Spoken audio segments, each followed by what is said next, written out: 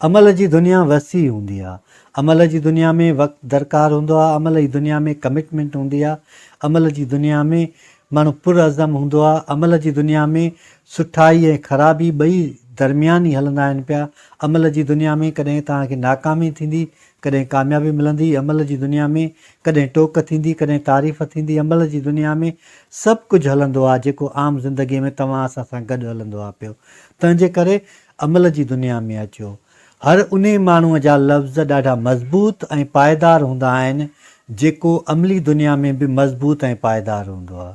जेकॾहिं को माण्हू अमल करे थो ऐं उहो का बि मशवरो या सलाह ॾिए थो त उन जी राय ते माण्हू अमल कंदा आहिनि।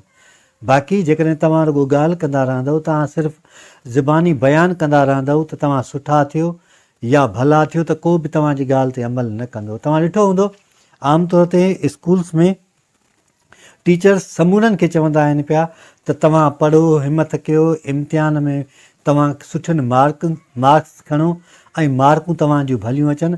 पर जेकॾहिं उहे ख़ुदि टीचर ॿाहिरि वेही ऐं को बि किताब खोले न पढ़ंदा ऐं ॿार उन्हनि खे न ॾिसंदा त तेसिताईं उहे को बि किताब न खोलींदा, न ई वरी उहो ज़िंदगीअ में अॻिते वधंदा। जापान में हिकिड़ी औरत सफ़र करे रही हुई त उहा किताब पढ़ी रही ऐं हिकिड़ो नंढिड़ो ॿारु, हुनजो जेको पुटु हुयो, उहो बि किताब पियो पढ़े। त उतां हुन माण्हू पुछियोसि त हीउ नंढिड़ो ॿारु किताब कीअं थो पढ़े पियो जल्द में, हिन उमिरि में? असांजा ॿार त रुॻो मोबाइल था हलाइनि पिया। त हुन औरत चयो त जंहिं वक़्तु बि मां किताब पढ़ंदी आहियां त हिन खे किताब ॾींदी आहियां, हू मूंखे ॾिसी ऐं किताब पढ़णु शुरू कंदो आहे।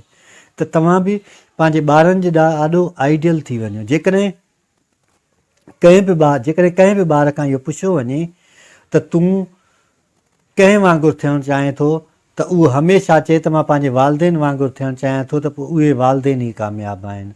आइडियल तव्हां थियो त जीअं तव्हांजा ॿार तव्हांजी पैरोकार थियनि, फॉलोअर्स थियनि ऐं तव्हांजी पोइ लॻी कनि।